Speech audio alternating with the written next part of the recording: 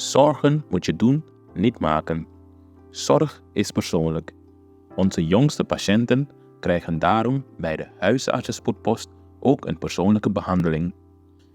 Onze artsen zijn zeer bekwaam in het opvangen en behandelen van uw kind. Huisartsenspoedpost Suriname. Uw zorg is onze zorg.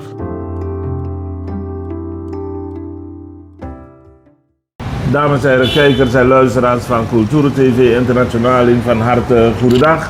Raap Tengel is mijn naam en dit is de talkshow Taknangami. Praat met mij. Talk to me. Vandaag ben ik in gesprek met een influencer in Suriname, een criticus. U kent hem allemaal, Danny Miranda, een man die zijn mening niet onder stoelen of banken, tafels of wat dan ook schuilt. Hij heeft zijn mening klaar. En dat ventileert hij ook, dat vertelt hij ook. En het gaat hem om eerlijkheid van regenten en respect voor het volk. En de koek eerlijk verdelen tussen iedereen in het land. Dat is wat hij zegt. Het is een nieuw jaar, 2026, de derde dag in het jaar. Of is het de vierde? Het is de vierde dag in het jaar 2026. Na dat voorval, die ramp waar we geconfronteerd werden voor het nieuwe jaar, lieve kijkers en luisteraars, we waren in rouw. Er is een dag van nationale rouw afgekondigd. Dat was dus op 2 januari. Als zodanig is ook geschied. Maar we werden ook nog opgeschrikt door 2 andere voorvallen van ellende. Een moeder, of een vrouw, dat ging viral. Een vrouw die een kind tegen de muur aangooide en hartverscheurend. Ik kon er niet eens naar kijken. En alsof dat nog niet genoeg was, zagen we een moeder die... Een stiefmoeder die een stiefzoon van 8 jaar in zijn slaap ettelijke messensteken toebracht en hem op die manier dus het leven ontnam. Ellendig genoeg in dit klein land, Suriname. Vroeger zeiden we met z'n allen, Suriname is een gezegend land, na Jagado Saka. Ik vrees met grote angsten dat je dat niet meer kan zeggen over huidige Suriname van nu. Maar misschien is mijn gast van vandaag het niet met me eens. Danny Miranda, je van harte goedendag. Wees welkom. Ja, dankjewel. Iedereen goedendag, goedenavond, goedemorgen. En nog beste wensen in het nieuwjaar 2026.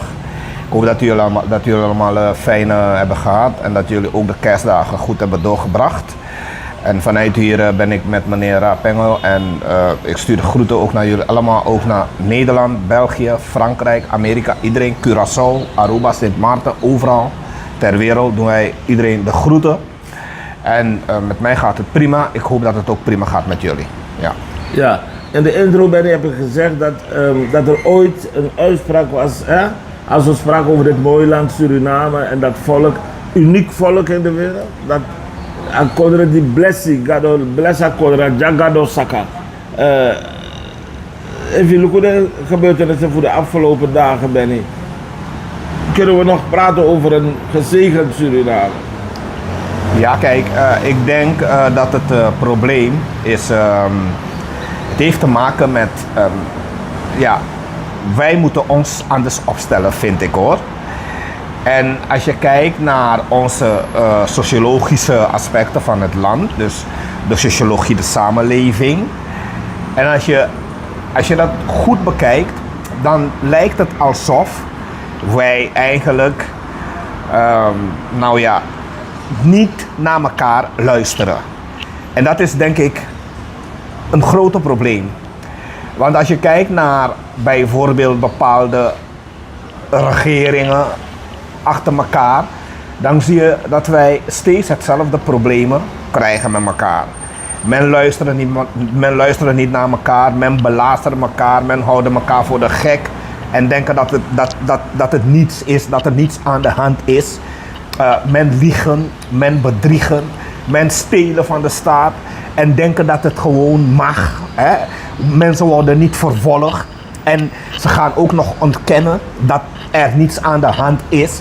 Dus zulks gedrag zie je steeds weer. En ja, ik weet niet waarom wij zo zijn. Waarom bepaalde groep mensen zo zijn.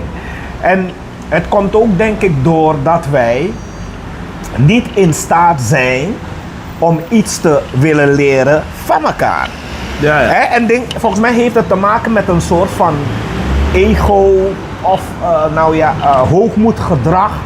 Maar als ik bijvoorbeeld niet sterk ben in Spaans, dan mag jij mij Spaans leren. Ik vind het niet erg. Ja. Als ik niet sterk ben in Frans, dan mag jij mij Frans leren. Ook publiekelijk met opname. Ik vind het niet erg. Ik zou me niet schamen daarvoor. Maar wij hebben in onze samenleving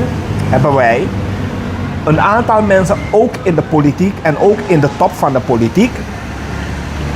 Als jij beter bent in iets en jij zou anderen daarmee willen helpen, dan gaan ze je uitschelden als je niet oppast. Ze gaan je uitschelden, dat is dat gedrag.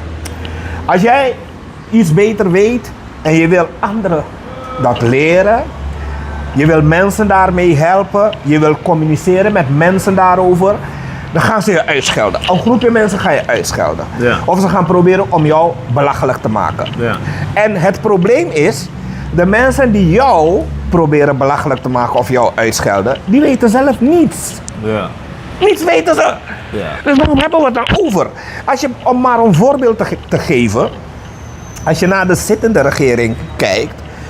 Ik bespreek niet het fundament van de regering. Het heeft dus niet te maken met de NDP. Maar als je naar de zittende regering kijkt, dan zie je dat ook deze regering, die plaatst overal onprofessionele mensen die geen verstand hebben Ja. van zaken. En zulke mensen, die moeten communiceren met het volk. En dat is een grote rommel, dat is niet goed. Ja. En als meneer Pengel inspringt, of meneer Miranda inspringt en zegt van hallo, laten wij iets samen doen. Ik wil niet in jouw partij, ik wil niet in welke partij van jullie dan ook, maar laten wij iets samen doen om de mensen te helpen, om het leven van de mensen te redden samen. Dan gaan ze je uitschelden. Ja, ja. Ze gaan je beledigen. Ja. Terwijl de mensen die dat doen, die zijn zelf niet eens, die weten helemaal niets. Ga je bijvoorbeeld solliciteren en ook al heb je niet gesolliciteerd, dan gaat iemand, om maar een voorbeeld te geven, het is waar gebeurd, Ja. dan gaat iemand als Marcel Oosburg, hij gaat live en hij gaat praten. Zo iemand heeft gesolliciteerd, die is op zoek naar een job. Is het een crime? Is het een misdrijf als je werk zoekt? Heb je iemand daarmee iets aan gedaan als je solliciteert voor een job? Ja. En diezelfde Marcel, als er problemen zijn in het land, kom hij niet met een uitleg. Jij kan hem geen vragen gaan stellen over de psychologie of over de sociologie of over de neurologie. Hoe wij bepaalde zaken moeten oplossen, weet hij niet. Ja. En als we dan naar dat geheel kijken van de NDP ook, met wat betreft ook een aantal sprekers van hen, zoals mevrouw Anita Joks, met alle respect, zij is een mooie mevrouw, veel respect voor haar. En hun hele mediateam, street media, Ja. zulke mensen zet NDP om te communiceren met het volk. Wat moeten die mannen het volk leren? Wat weten ze? Die mannen die moet je zetten om campagne te voeren, om reclame te maken tijdens campagnevoering. Oké. Om bepaalde mensen te benaderen, maar niet om te communiceren met het volk. Waar moeten ze over communiceren? Wat moeten ze het volk leren? Ja. Wat moeten ze... Kun je die mensen inzetten om met gezinnen te gaan praten? Kun je ze inzetten om de politie te helpen om met over bepaalde problemen, aangaande sociologische problemen, dus de samenleving, problematiek. Kun je die mensen inzetten om te gaan praten met mensen? Nee. Nee. Want ze hebben geen verstand over waar ze over moeten hebben. Ja. En zulke mensen zie je ook dat de NDP, die zet ook steeds maar zulke mensen in. En wanneer iemand dan zogenaamd heeft gesolliciteerd, dan gaan ze grapjes maken. Ze gaan je belachelijk maken. Terwijl, het is niet zo dat je hun koek probeert te pakken. Ja. En je wil ook geen minister worden bij hun of zo. Ja. Je wil ook geen voorzitter worden van hun partij. Ja. Je probeert enkel om mee te helpen. Om de samenleving te helpen. Om de mensen een beetje mee te helpen. Oké. En dat gunnen ze een ander niet. Ik vind dat verschrikkelijk. Dat is verschrikkelijk. Ja, als het zo is, dat misgunnen is nooit goed, hè? Het is nooit goed, misgunnen is nooit goed.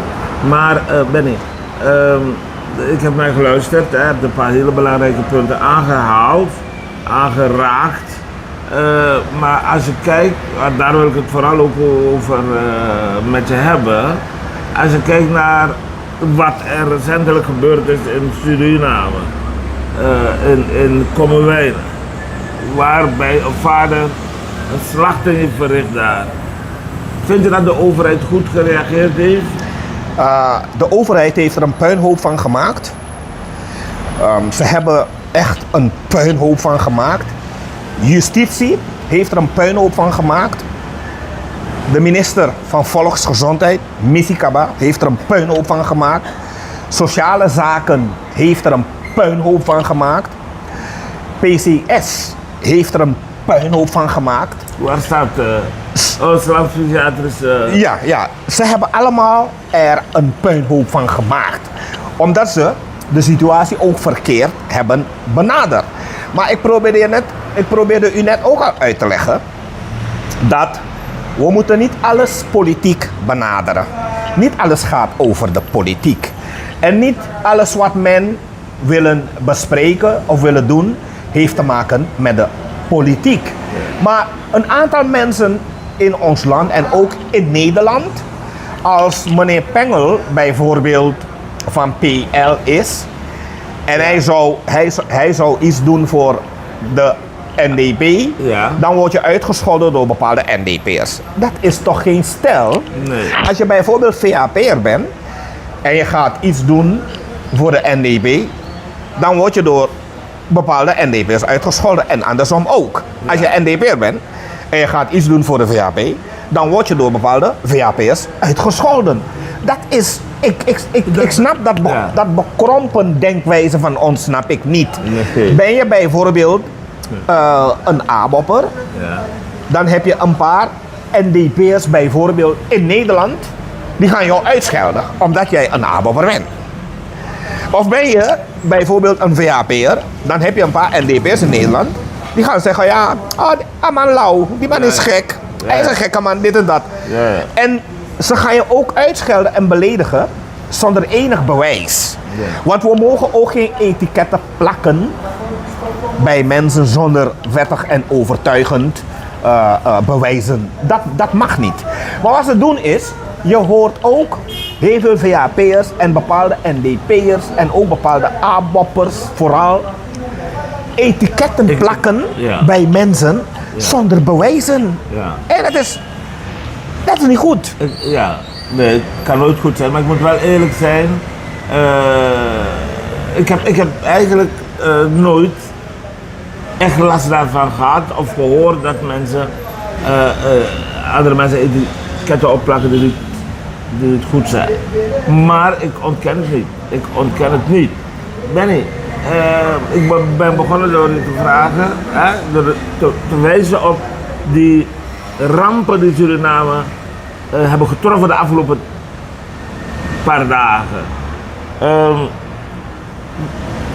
Je hebt natuurlijk het nieuws ook gehoord van die vader die kinderen van hem vermoord heeft en een paar mensen uit de buurt.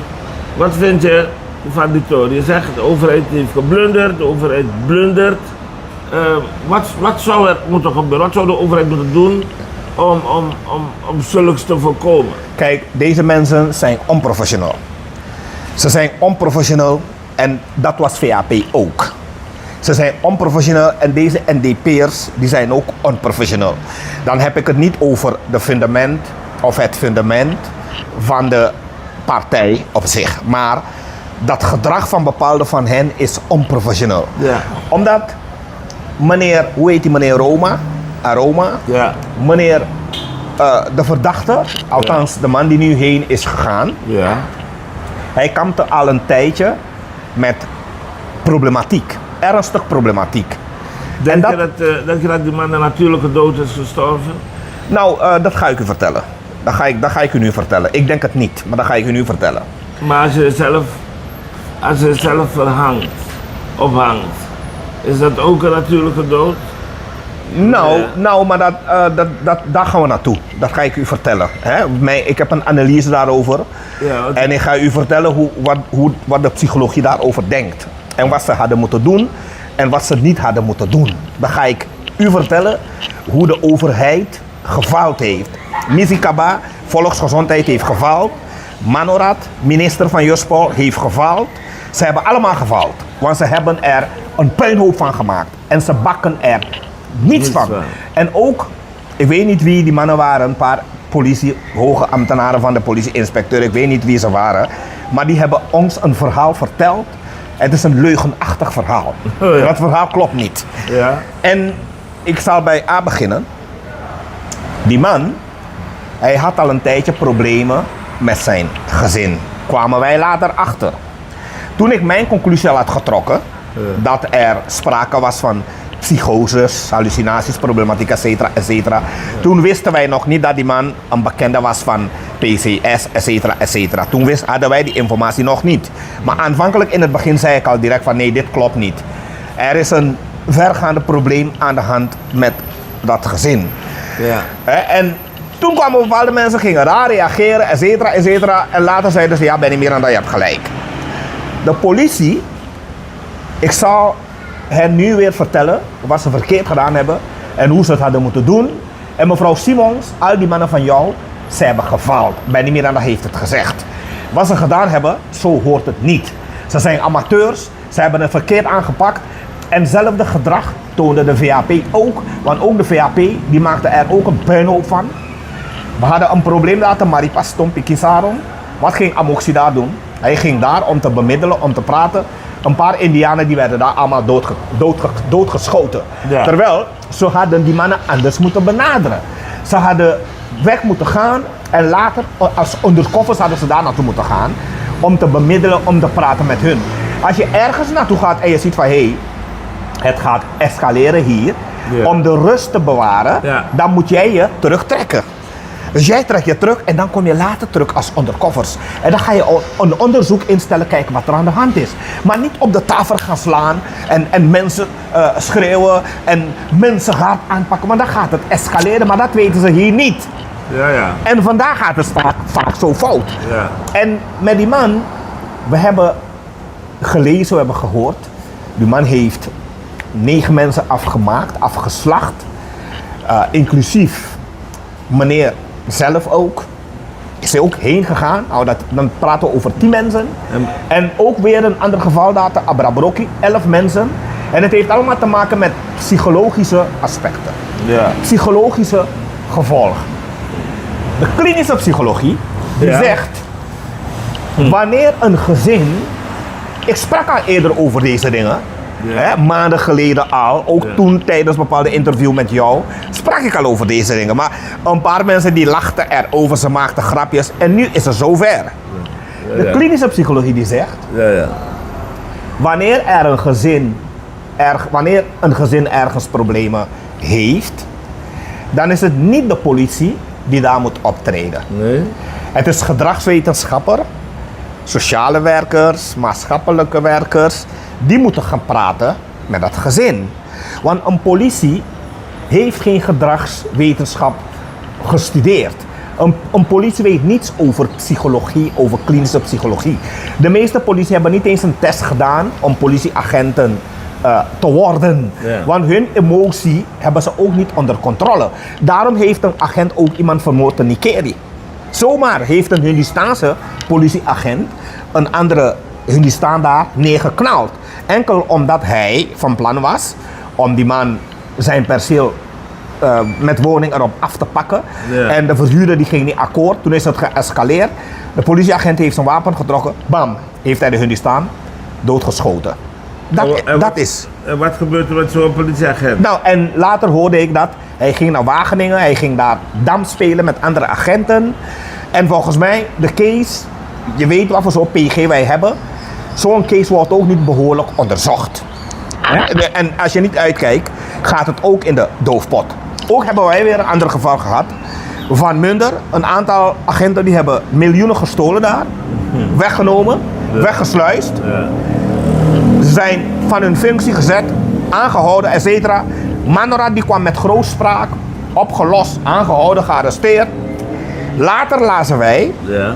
de agenten die hebben dat geld teruggestort en zijn in vrijheid gesteld en zaak geseponeerd. Ja.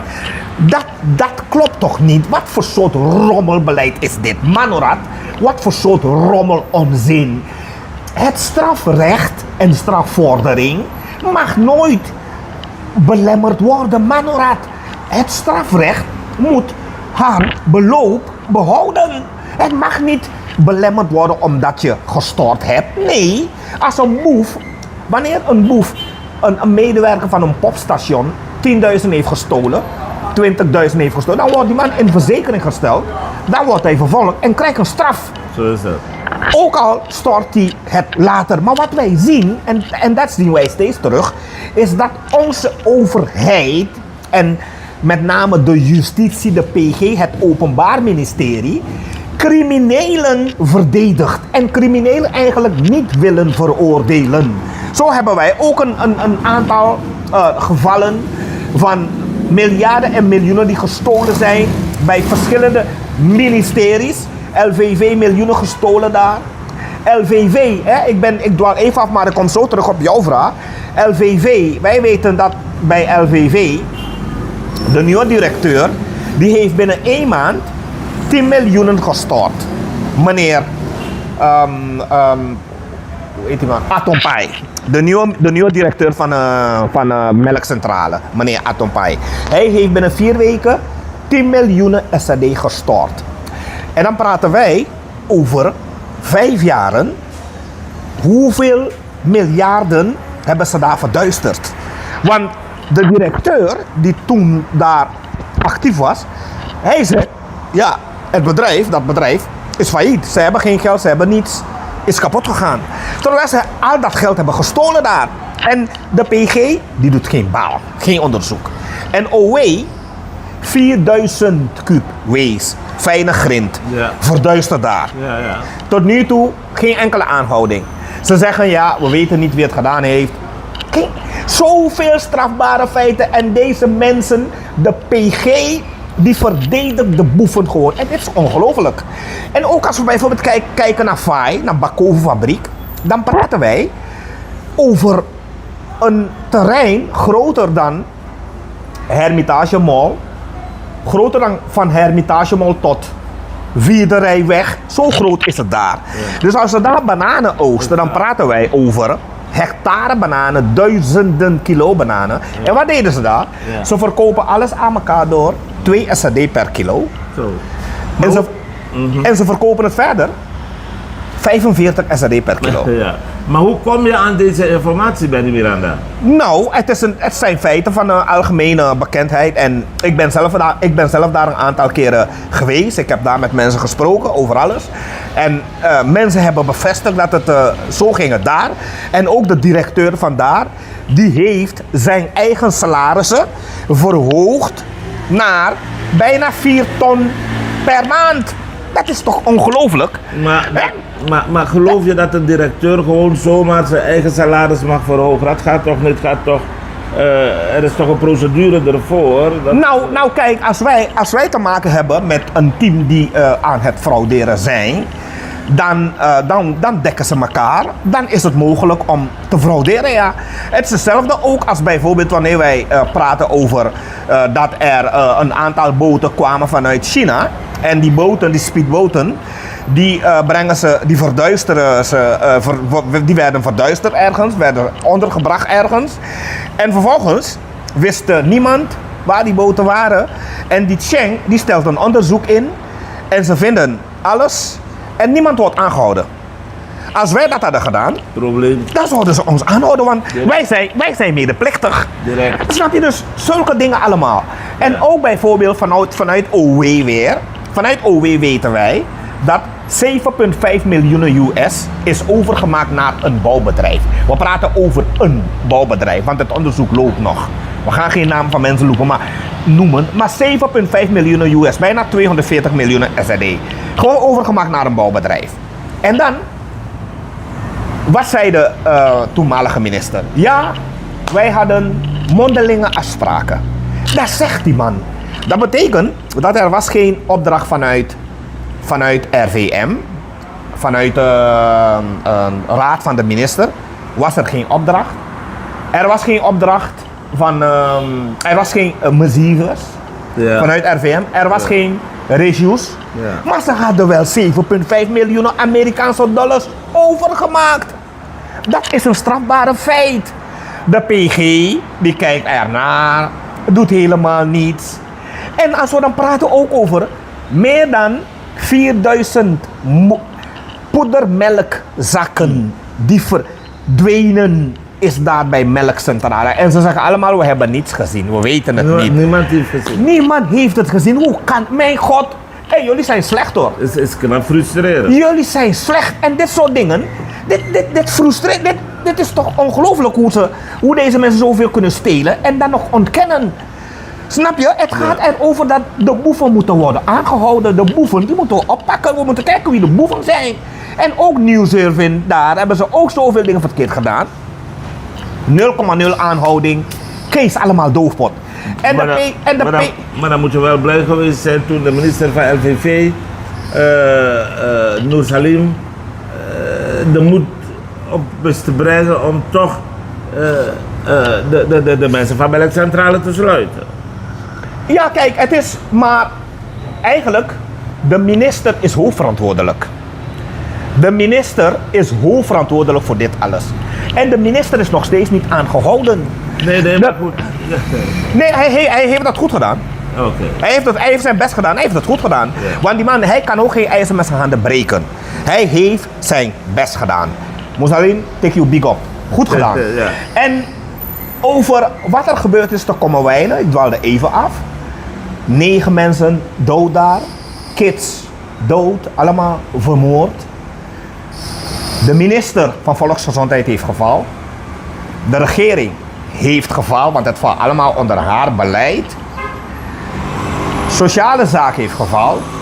De minister van Justitie heeft gefaald. Jullie wisten dat meneer een probleem had.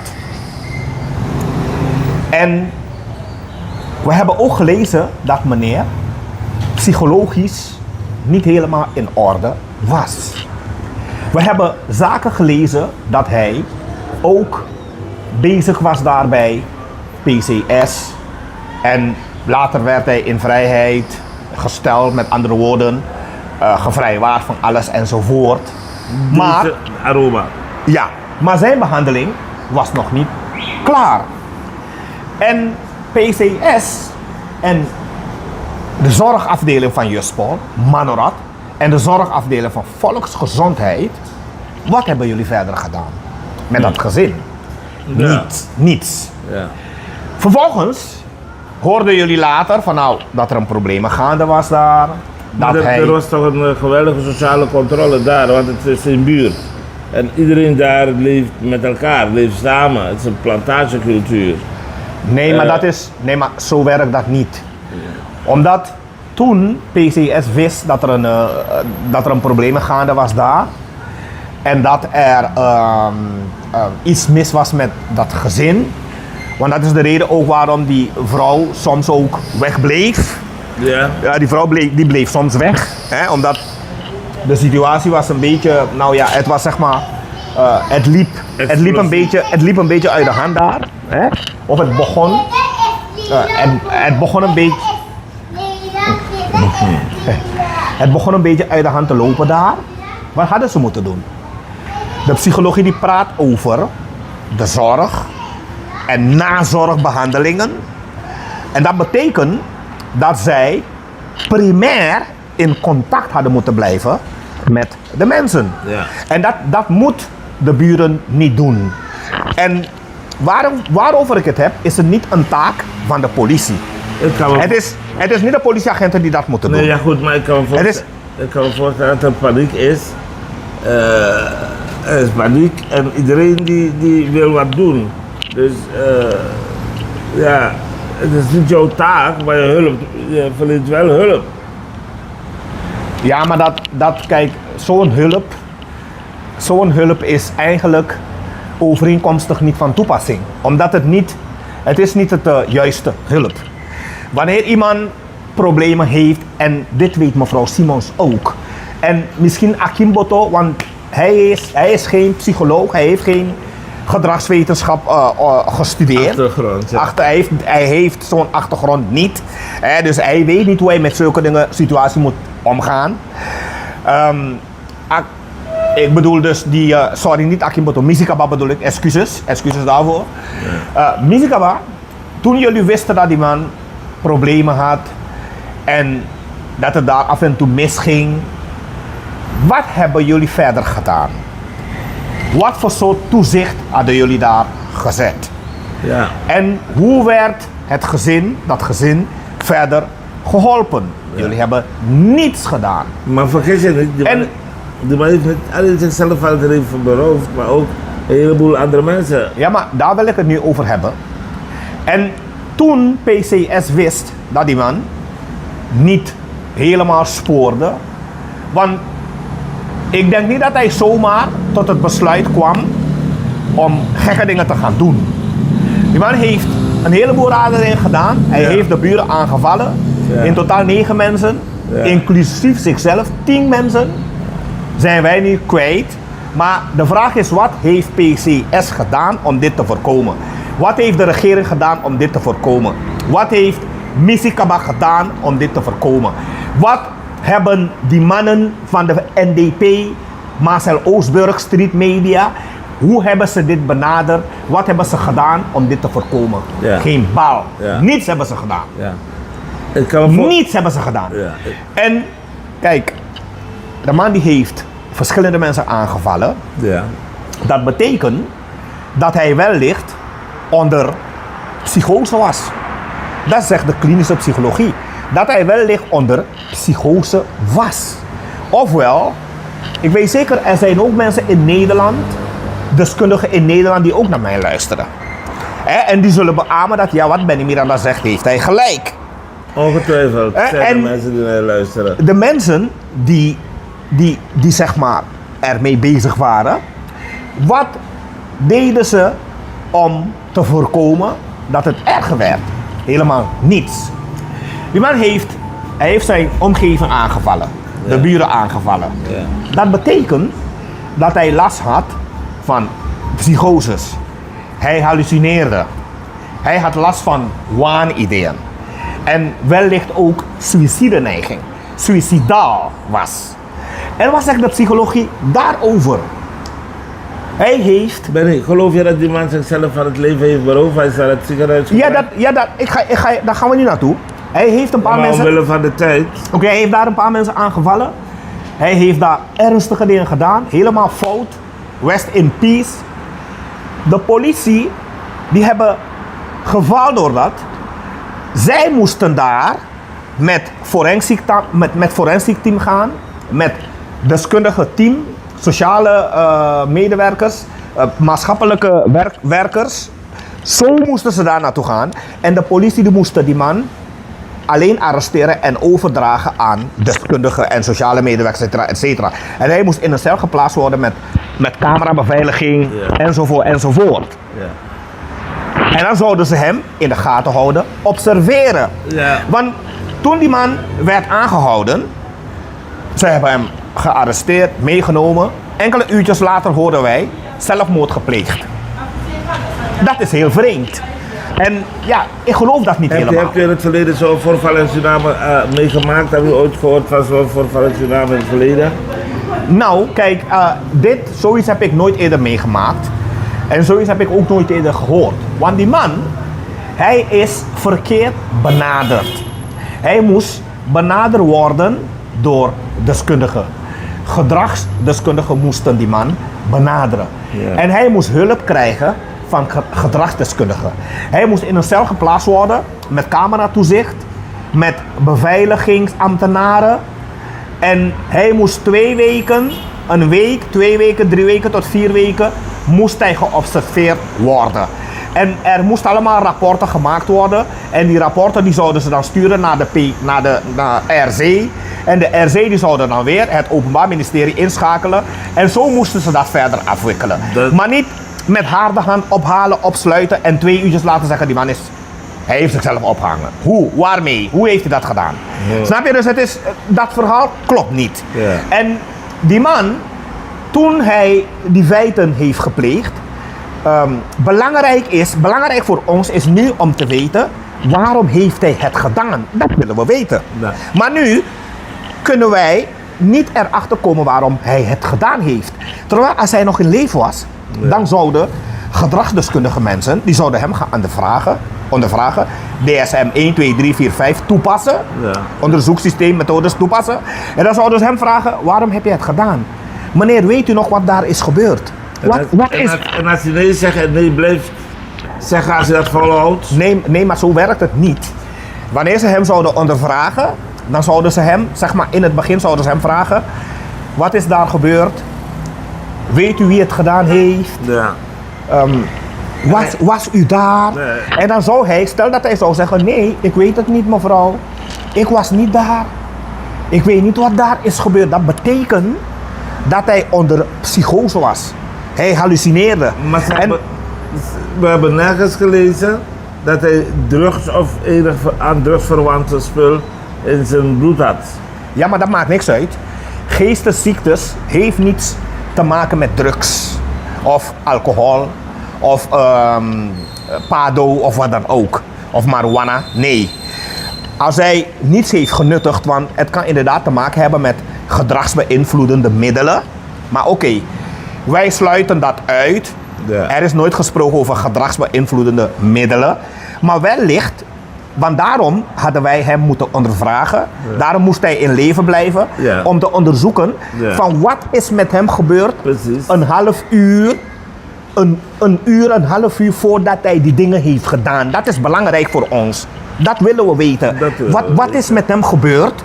Een half uur of een kwartiertje eerder voordat hij mensen begon aan te vallen. Dat willen we weten. Wat is met hem gebeurd? En dat zou hij ons vertellen. Volgens het... Ja, oké. Dat zouden we vanuit eerste hand vanuit zijn mond horen wat er gebeurd is. Maar volgens de verhalen op straat Miranda, Benny... die man was een harde werker. Hij deed aan houtschool, hij deed aan meloenen aanplant, wat raboen. Hij deed nog iets, hij deed veel. Hij was een harde werker in Kommerwijnen. Zegt men, je had nooit last van deze man. Eén persoon heeft mij gezegd dat hij naar hem keek 8 maanden geleden, 6 maanden geleden. En hij zag dat hij weggleed. Dat hij de realiteit met de samenleving kwijtraakte. Als zo'n hardwerkende man die zijn kinderen moet onderhouden, die vrouw is weggaan en die vrouw heeft de kinderen voor hem achtergelaten. Ik weet ook niet hoor wat ik moet zeggen bij wat er gebeurd is, maar ja, we zouden met hem moeten praten om het uit zijn mond te horen, om definitief te horen wat zijn motief is geweest. Waarom heeft hij het gedaan en waarom heeft hij het niet beperkt tot de kinderen bijvoorbeeld? Waarom moest hij de buren ook aanvallen? Dat zijn open vragen, Benny. Maar jij zegt de overheid heeft gefaald, in die zin dus dat de overheid niet adequaat heeft opgetreden toen de signalen er kwamen. Maar wie zegt dat de signalen de overheid bereikt hebben?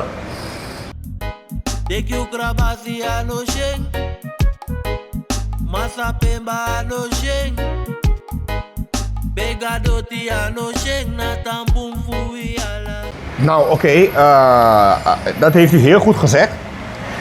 Jij zegt, wie zegt dat die signalen de overheid heeft bereikt? Daarom moest de overheid mensen zetten om in contact te blijven met hem continu. En dat hebben ze niet gedaan. Hè? De overheid, zo iemand, de overheid moest mensen inzetten om desnoods elke week contact te onderhouden met hem. Elke week een gesprek voeren met hem. Elke week even praten met hem, een half uur. En dan zouden ze zien van, hé, deze man, we moeten hem helpen. Hij glijdt af. Maar er was geen contact. Ja. Vanuit gezondheidszorg, vanuit nazorg, was er geen contact. Want ik heb ook gelezen dat meneer elke maand, of hoe vaak hebben ze vaderdag op school, hoe vaak hebben ze dat? Ik heb gelezen dat hij elke keer daar naartoe ging. Om zijn kinderen bij te staan tijdens vaderdag op school.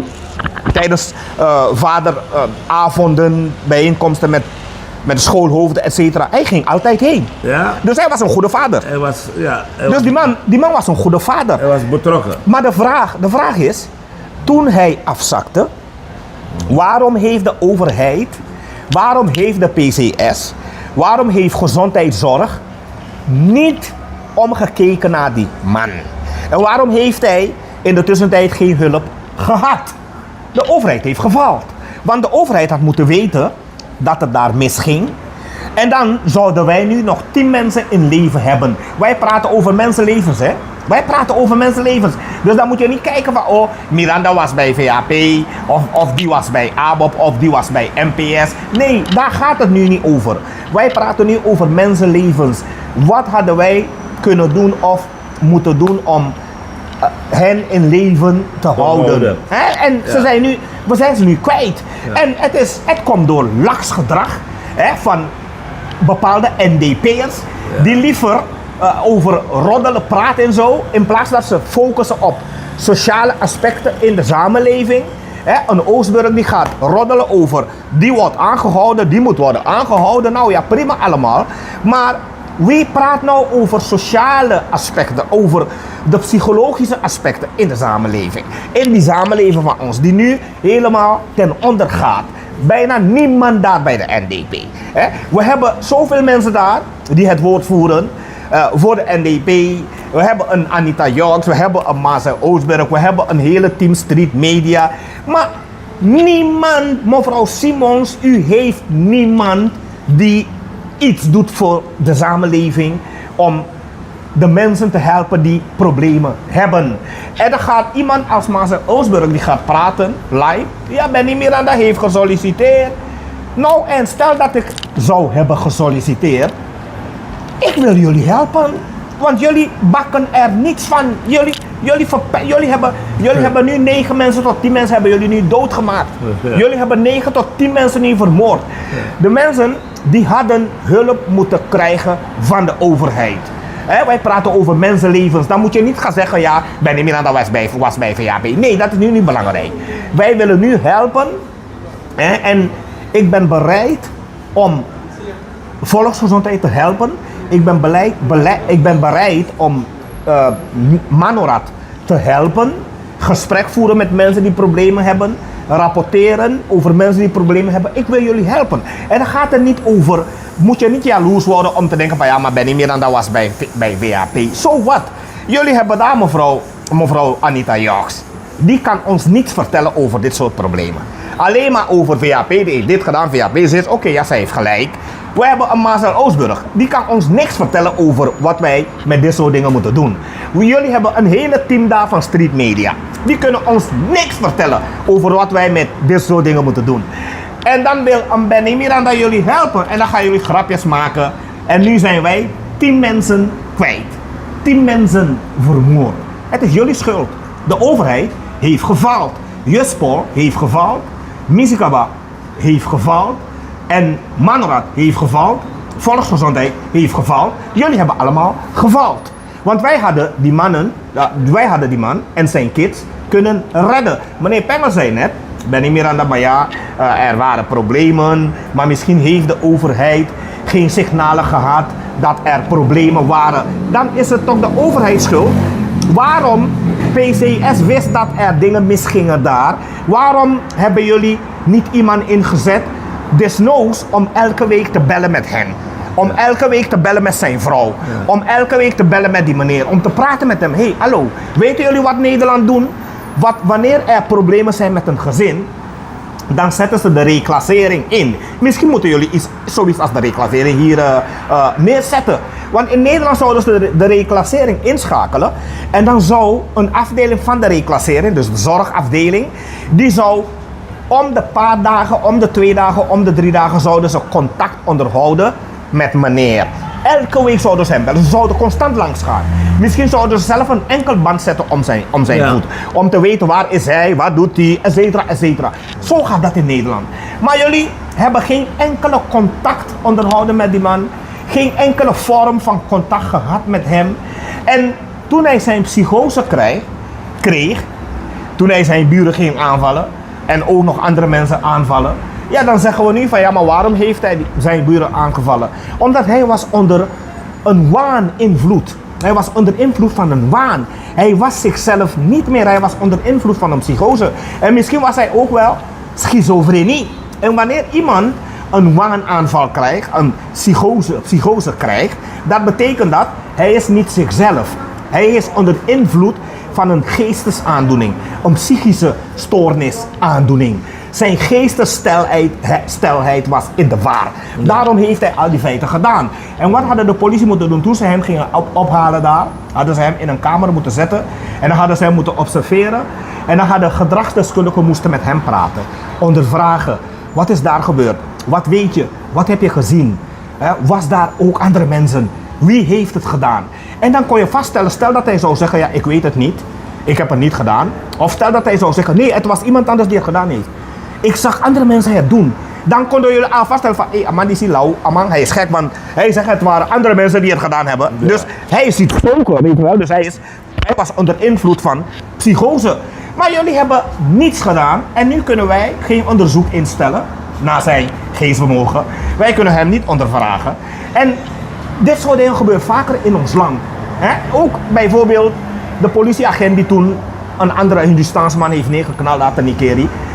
Van hem was ook bekend dat hij niet spoorde. Toch deed de politie niets. PCS deed niets. Jullie hadden die man gewoon met rust gelaten, vrijgelaten. Totdat hij een burger heeft neergeknald. Ook de overheid schuld. Dus beste NDP'ers, beste excellentie-president Simons, ik wil jullie helpen. Laat mij jullie helpen met dit soort problemen. Ik heb de klinische psychologie gestudeerd in Nederland. Ik weet hoe wij dit soort dingen kunnen oplossen. En ik weet hoe wij dit kunnen aanpakken. Want communicatiedienst van de overheid, die stelt ook niks voor. Die komt ook niet met een uitleg.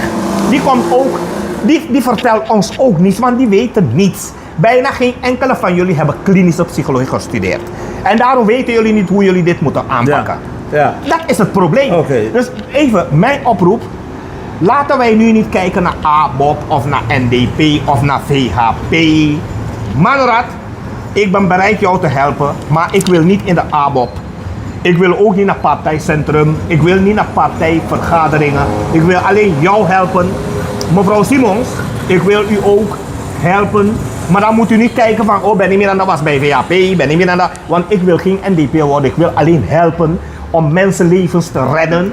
Om gesprekken te voeren met dit soort mensen. Ik wil jullie helpen. Laten we elkaar helpen om levens te redden. Want door jullie zijn wij nu 10 mensenlevens zijn we nu kwijt. Het is jullie schuld. De overheid heeft gefaald. Ja, en dat is niet, het is niet alleen bij de 10 mensen, meneer Miranda. Ik kan de luisteraars en de kijkers vertellen dat er nog een interview met meneer Miranda komt. Omdat het niet alleen bij de 10 mensen is gebleven, meneer Miranda. We weten dat niet eens de enkele dagen na dat voorval, weten we dat een mevrouw, haar kind, dat is viral gegaan. En een stiefmoeder, die zoon. Dus die samenleving, ik wil die uitspraak niet doen, maar heeft hulp nodig inderdaad. En het is een behoorlijke traumatische ervaring geweest voor Suriname. Dus misschien is je hulp onontbeerlijk, om het maar zo te zeggen. Maar meneer Miranda, natuurlijk gebeuren er ook andere dingen om ons heen. Maar ik wilde het echt met je hierover hebben, omdat ik heb gezien dat het heel erg aangetrokken, dat het je wat gedaan heeft. De afgelopen dagen, kort na dat voorval, heb ik gezien hoe kapot je was en hoeveel het je heeft aangedaan. En toen dacht ik, deze man heeft recht op het ventileren van zijn mening. En Kulturu TV biedt hem die ruimte om zijn mening te ventileren. En je ventileert niet alleen maar je mening, je zegt je hulp toe. Ja. En dus hoop ik dat de Surinaamse overheid die ruimte heeft om jouw hulp te aanvaarden. Ja. Ja. Meneer Miranda, deze vraag, ik hoop van harte dat deze vraag terechtgesteld wordt. Ja. Wat verwacht je dat er zal gebeuren de komende 5 jaar minimaal in Zuid-Amerika? Nu daar meneer Trump Venezuela heeft aangevallen en meneer en mevrouw Maduro heeft opgepakt en afvoert naar Amerika om daar te gaan berechten. Wat vind je van die Trump en deze situatie? Ja, dankjewel. Ik heb het gehoord. Ik vind het echt vreselijk. Ik vind het verschrikkelijk. Ik heb het gelezen. Vandaag en gisteren las ik iets. Ik lees veel op het internet. Ik koop tegenwoordig geen kranten meer. Ik lees alleen maar dagelijks op het internet. Ik heb gelezen dat hij nu onderweg is per boot naar New York. Hij zou eerst vervoerd worden per helikopter. Heb ik gelezen, is hij vervoerd naar een schip van de USA. En vanuit daar wordt hij nu verder vervoerd naar New York. En hij wordt beschuldigd voor narco-terrorisme, activiteiten, et cetera. Dus het heeft te maken met drugshandel, et cetera. Ja. Dat heb ik gelezen. Ik weet niet of het allemaal klopt, maar dat heb ik gelezen. En wat er gebeurd is, ik vind het verschrikkelijk. En eigenlijk, als wij praten over andere landen enzovoort, dan vind ik dat Amerika eigenlijk in deze te ver gaat. Want Venezuela, ik ken hun ook niet zo goed, maar ik denk dat het te maken heeft met die olievindingen daar. Ja. Hè? Ja. Want wij weten dat Venezuela is, aangaande oliereserve, de grootste ter wereld, Venezuela. Ja. Dus dat betekent dat ook landen als Kuwait en Saudi-Arabië, Iran, Libië en zo, en Dubai, noem maar op, al die olielanden en zo. Venezuela is groter, dat aangaande. En Venezuela bezuinigt met haar olie. Want ze zijn het echt niet grootschalig aan het uitpompen. Ze zijn er een beetje zuinig mee. En Venezuela weinig zaken te doen met hoe heet het? Amerika, hoe heet dat huis daar? Pentagon. Ja, Pentagon. Ja.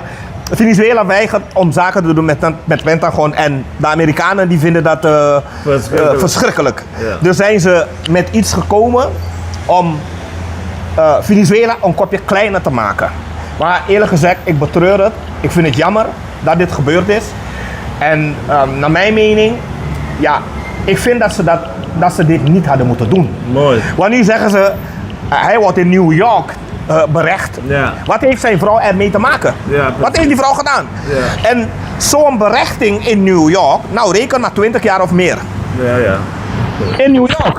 Als Amerika jou ontvoert of jou daar naartoe brengt. Ja, want het is inderdaad een ontvoering. Ja, dan moet je... Agressieve militaire... Het is agressief. Ik dacht dat ze grapjes maakten. Ik heb het op de voet gevolgd. Ja. Dat ze bezig waren zich te stabiliseren. Ja. En steeds meer machten er naartoe. Steeds meer machten. Dus ik dacht... En die arme vissers doodschieten. Ja. Boten inderdaad, die werden beschuldigd van drugshandel. Werden gewoon neergeknald. Ja. Verzonken daar. Geen lijken gevonden, niets. Dus het is, excuses, er gaat een truck voorbij hier. Oh mijn god. En het stoort een beetje, excuses daarvoor, maar dat heb je als je langs een hoofdweg zit. Een drukke weg, dan heb je dat, excuses daarvoor. Maar beste mensen, kort gezegd, wat gebeurd is in Venezuela. En hoe ze daar ook die bombardementen hebben uitgevoerd. En ook onschuldige mensen getroffen daar. Ik vind het jammer. Ik betreur het. En het moest niet zo gebeuren, vind ik. Ja. En dit hadden we kunnen voorkomen, vind ik. Maar wij weten nu wat ze met Maduro gaan doen en zijn vrouw. We weten het niet. Maar als je hoort van dat die man wordt vervoerd naar Amerika, naar New York. Nou, dan moet je rekening houden dat het ongeveer 20, 30 jaar cel wordt. Daar. Ja. En ik vind eigenlijk, als wij kijken naar ons eigen land, dan waarom heeft Amerika Chan van ons land niet gecorrigeerd? Want deze man heeft ook binnen 5 jaar een puinhoop gemaakt van het land. Ja. Alles verknald, de bevolking verarmd. Hij moet je betalen trouwens. En hij moet me ook betalen, hij heeft me nog steeds niet betaald. En hij ontkent, dat heb ik gehoord, via derden doet hij dat. Ja, maar niet via hem. Dus. Nee, via hem, dus via derden. Ik heb het niet uit zijn mond gehoord. Want hij weet dat hij mij moet betalen. Deze man is zo wreedadig, deze Chandrika Pesa Santokhi. Toen ik het woord voerde voor hem, hadden een paar mensen van de ABOP mij aangevallen en bijna vermoord. Oh ja. En ik kreeg niet eens een dokterkaart van hun, hè. Ik moest zelf alles betalen. Alle dokterbehandelingen, alle chirurgische behandelingen, alles moest ik zelf betalen. En deze Chandrika Pesa Santokhi, hij heeft iedereen verarmd, hij heeft de hele bevolking verarmd. En op het laatste moment voordat hij wegging, heeft hij de salarissen van de 3 machten verhoogd. DNA-salarissen heeft hij verhoogd naar 144.000, plus gratis privileges. VP-salarissen heeft hij verhoogd naar 200. Nee, ministersalaris heeft hij verhoogd naar 200.000, plus gratis privileges. VP-salaris heeft hij verhoogd naar 250.000, plus gratis privileges. President-salaris heeft hij verhoogd naar 300.000, plus gratis privileges. Wat heeft Chandrika Pesa Santokhi, wat heeft hij voor de verpleegkundigen gedaan? Niets. Geen salarisverhoging geven. Onderwijs. Wat heeft hij voor onderwijs gedaan, leerkrachten? Niets. Wat heeft hij voor de ambtenaren gedaan? Niets. Er zijn nog steeds ambtenaren die 6.000 verdienen per maand. 7.000 verdienen per maand. En deze Chandrika Pesa Santokhi heeft alle prijzen in de winkels verhoogd. En iedereen achtergelaten in hoge prijzen. Het is bijna benzine. Wat kost een liter benzine? Een liter benzine. Wanneer ik benzine... Bijna 50. Bijna 50. Als ik benzine zet, moet ik 3.000, 4.000 tanken. Anders heb ik niet getankt. Ik moet 3.000, 4.000 benzine, anders heb ik niet getankt. Want benzine kost nu... En wat hij ook nog gedaan heeft, hij heeft alles marktconform gemaakt. Ja. Want toen Chan met zijn markteconomieën kwam, om alles gelijk te maken als in Nederland, Europa, heeft hij zijn eigen salarissen verhoogd, marktconform, dus alles gelijk. Want hij weet, Nederland is duur en alles wat wij doen is geïmporteerd. Dus hij heeft zijn eigen salarissen, DNA-salarissen, ministersalarissen, VP-salarissen, presidentsalarissen, heeft hij allemaal marktconform gemaakt. Ja.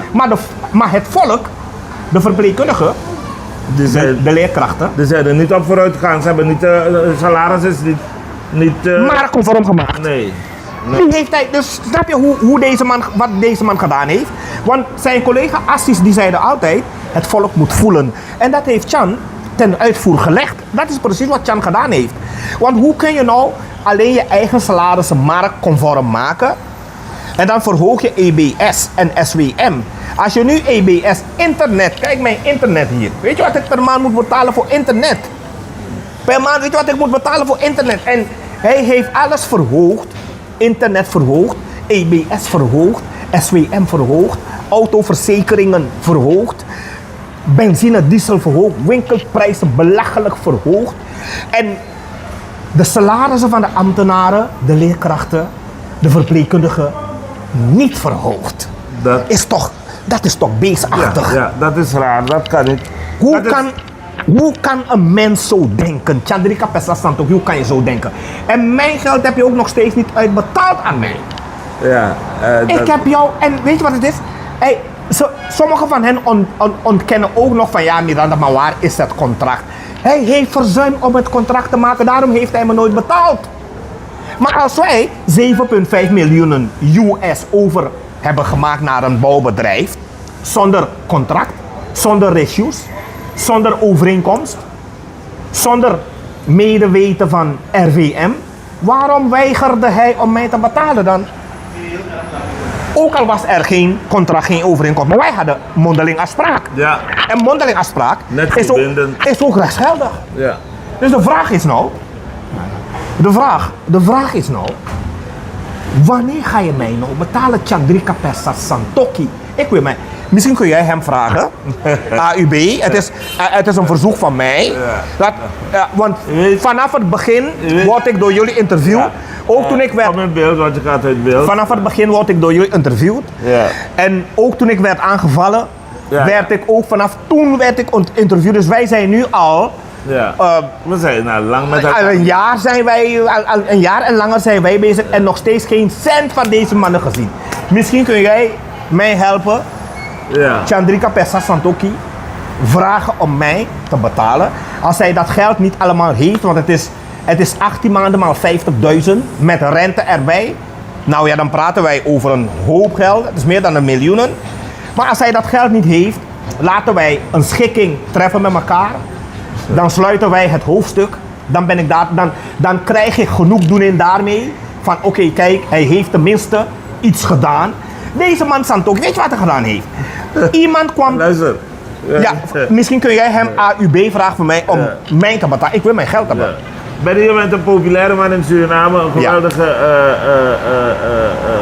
hoe noemen ze? Influencer. Influencer. Ja. Je hebt genoeg followers. 7 miljoen viewers nu bij. elkaar. Kijk. Dus als je hier bij Cultura TV deze oproep doet, dan komen nog meer interviews. Denk ik dat genoeg mensen het horen. En dat Chandrika Pesa Santoki het ook zal horen. Helemaal AUB, vraag weer om mij te betalen. Want dan sluiten wij het hoofdstuk. Het is een verzoek van mij. Het komt niet uit jezelf, ik heb jou gevraagd. Ik heb jou. Maar het is een feit dat ik wil mijn geld hebben. Ja. Nee, hij heeft het gehoord. En ik hoop dat hij je geld geeft, meneer Benny Miranda. Maar er zijn genoeg andere wegen om te bewandelen, maar je geld te komen, rechtswegen, ga zo maar door. Maar meneer Miranda, we hebben u gehoord weer.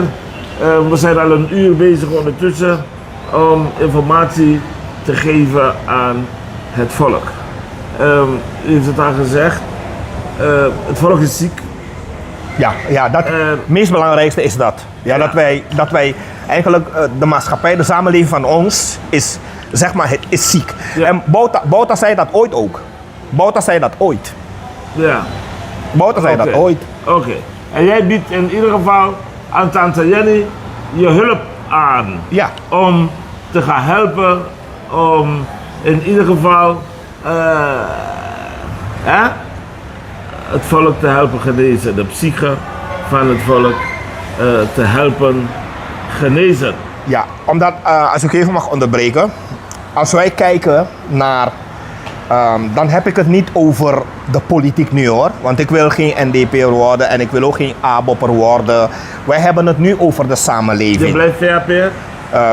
Nou, ik bemoei nu niet meer met de VAP, want ze hebben me niet betaald. Oké. Dus ik bemoei niet met de VAP. Oké. Nee, al sinds na de verkiezingen al niet meer, want ik ben al een tijdje bezig, probeer ik mijn geld te krijgen en ze hebben me nog steeds niet betaald. Dus ik kan niet zo dom zijn dat ze mij niet zo hebben behandeld, mijn geld niet hebben gekregen en dan ga ik hun blijven verdedigen. Nee, nooit, never, nee. Dus ik heb al een tijdje geen contact meer met hun en zodra ze op mijn tijdlijn komen, blok ik ze. Ik blokkeer ze gewoon. Chandrika Pesa, hij moet me betalen en zo snel mogelijk. Waar het nu over gaat, is dat het gaat niet over de politiek, maar zoals wat u zelf zei, het volk is ziek. Heel veel mensen zijn ziek. En laten wij elkaar helpen. En ga me niet uitschelden omdat ik in de VAP zat. Ga meneer niet uitschelden bijvoorbeeld omdat hij NPS'er is of zo. Ik geef een voorbeeld. Ga iemand niet uitschelden omdat hij ABOP'er is of zo. Nee, dat is niet belangrijk nu. Wij zijn 9 mensen kwijt. 10 mensen zijn, volgens mij bijna 11 mensen zijn wij nu kwijtgeraakt. 11 levens. 11 smadede. Is dat zo'n takasandati? Mevrouw Simons, 11 sma dede. Misi, Nou, Bigiram. Misi Kaba, 11 sma dede. Manorat, 11 sma dede. Sociale zaken, 11 sma dede. PCS, 11 sma dede. En jullie hebben het op jullie geweten. Nou, wie kiert dit sma?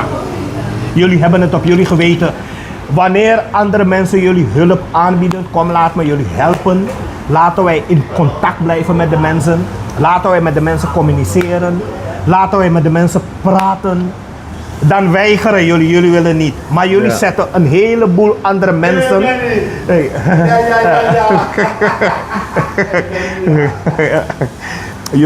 Jullie zetten een heleboel andere mensen op posten. Jullie zetten een heleboel andere mensen op posities die geen verstand hebben van de psychologie, over de psychologie. Jullie hebben zoveel mensen, street media, die communiceren niet met het volk. Die hebben geen oplossingen voor het volk. Jullie hebben ook daarbij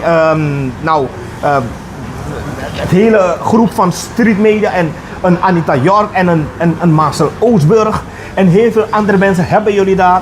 Maar die mensen die hebben geen verstand over hoe zij met het volk, met de bevolking moeten communiceren om het volk te helpen. En ik zeg, laten wij het volk helpen. Laten wij de bevolking helpen. Ik wil jullie helpen. Manorat, Miwan ik wil je helpen. André Misikaba, ik wil je helpen. Mevrouw Simons, ik wil u helpen. Ik wil cursussen geven. Ik wil ook met mensen in gesprek gaan. Ik wil mensen helpen wanneer ze wanhopig zijn. Wanneer mensen suïcidaal zijn. Als iemand suïcidaal neigingen heeft, ofwel getraumatiseerd is, jullie weten niet wat jullie met zo iemand moeten doen. Ik kan politieagenten ook helpen. Politieagenten die suïcidaal zijn, die zelfmoord willen plegen, of die agressief worden, of die getraumatiseerd zijn, ik kan hun helpen. De mensen die daar waren te komen wijnen, die daar hebben gezien wat daar is gebeurd, 9 mensen, 10 mensen afgeslacht daar. Het is eigenlijk, het is een griezel. Het is een griezelfilm geweest daar. Het is een horrorfilm geweest daar. De officieren van justitie, de politiemensen die daar waren, ik kan jullie helpen. Ik kan in gesprek gaan met jullie. Ik kan het blootstellen en uitdoven. Ik weet hoe dat moet. Dat is mijn opleiding, dat is mijn studie. Klinische psychologie heb ik gedaan. Ja. Ik kan jullie helpen en accepteer jullie mijn hulp nou. Ja. En ga niet denken van ja, omdat hij is VAP of hij is VAP geweest. Ja. Dat we kost me dat, ik ben gek of dit en dat, et cetera. Nee, laten we kijken. We zijn 9 mensen tot 10 mensen zijn wij kwijtgeraakt. Jullie moeten luisteren naar wat ik zeg. Jullie moeten luisteren naar wat ik jullie heb uitgelegd. En dan moeten jullie erover nadenken en kijken en bedenken hoe wij de samenleving, de mensen kunnen helpen. Dat vind ik. Absoluut. Ja. Meneer Benny Miranda, ik heb het al gezegd, u bent een man die van Suriname houdt en u wilt uw hulp aanbieden. Ik hoop dat het gehoord is en geaccepteerd wordt. Ik ga bedanken voor dit interview. Het is heel lastig om met u door de stad te lopen, meneer Benny Miranda. We zijn hier bij de Hermitage Mall en het heeft mij zeker een uur gekost voordat ik met u kon praten vanwege het feit dat iedereen een foto met u wil. U bent ontzettend populair. Ja. Ik ga u bedanken voor dit vraaggesprek. Ja. En ik wens u natuurlijk heel veel succes toe. En een fantastisch 2026. Ja, dankjewel. Nou mensen, jullie hebben gehoord.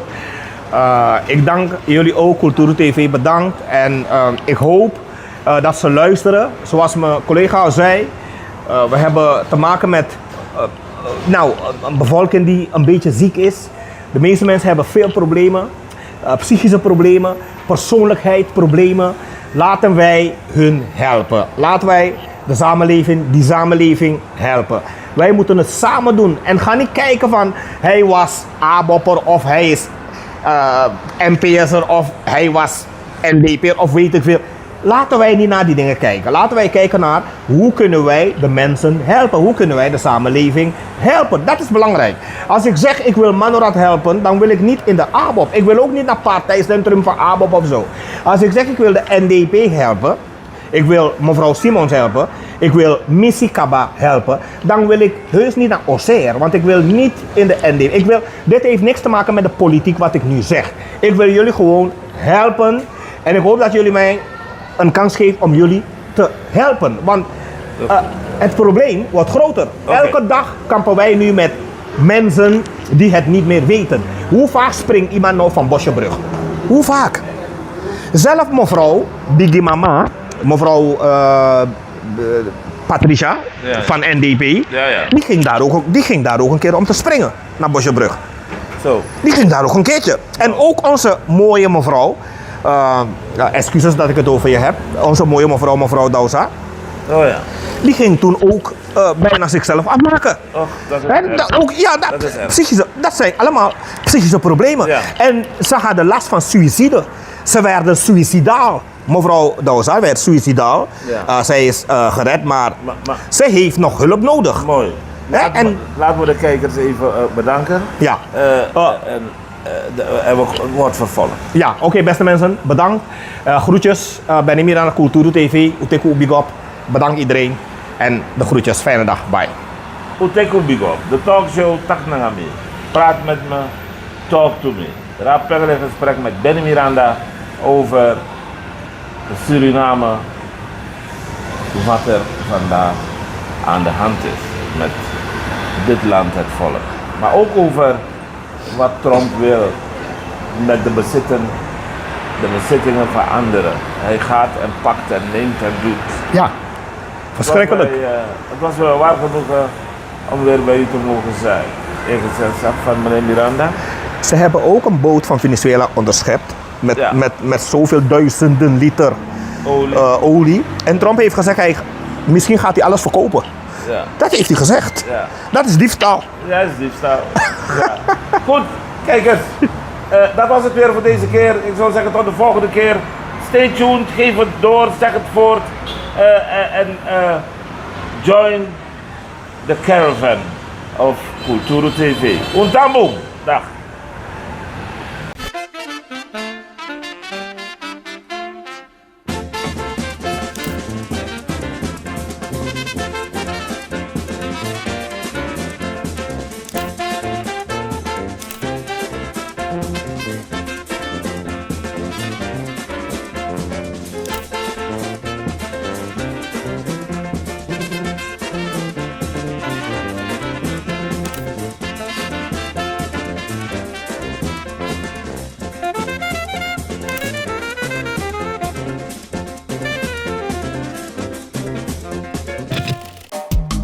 Vaderland, Suriname is mijn vaderland, yeah. Vaderland, Suriname is mijn vaderland. Suriname is een heilig land, maar we doen wat toe onheilig staan. Zylecare is natuurlijke selfcare, geïnspireerd op de rijke kruidenkennis uit onder andere Suriname. Voor vrouwen die willen herstellen, ontspannen en in balans komen in elke fase van het vrouw zijn. Of je nu net bent bevallen, je cyclus wilt ondersteunen of gewoon goed voor jezelf wilt zorgen. Zylecare is er voor jou. Onze pure kokosolie is perfect voor de tere babyhuid en de verzorging van moeders. Onze theesoorten en vaginale stoomkruiden brengen rust, reiniging en herstel. Gun het jezelf. Of geef het liefdevol cadeau aan iemand die het verdient. Zylecare. Pure aandacht met de kracht van de natuur. Bezoek onze website op www.zyla.care en volg ons op Instagram en Facebook.